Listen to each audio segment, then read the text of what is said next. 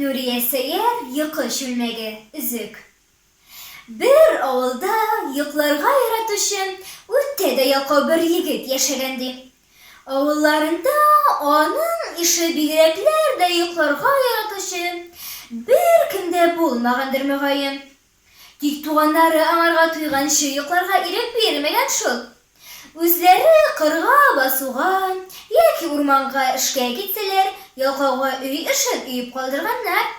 Yıkı şülmegi abilarından şüllegenge, ondan mından aya göre yıklap bulsa da üzüne yüklengen işini yırıp çıkarga tırışkandı. Dik hayır şigecil karşı dilermi? Bir günni savat sabayıganda mının üstüne yalgış kaynar sütü gelmesmi? Yarı tenebikni pişmegen, yıkı şülmegi sikire kabalana kimin salıp atarga, üstüne sakın su kıyarga ülgürüp kalgandı. Abiları bilen kişki aşına aşağında yıkı. İrtegemin zor abiyim seni alıştıram, deyip özünün pişen çabarıga barır uyu barlığın bildirgen.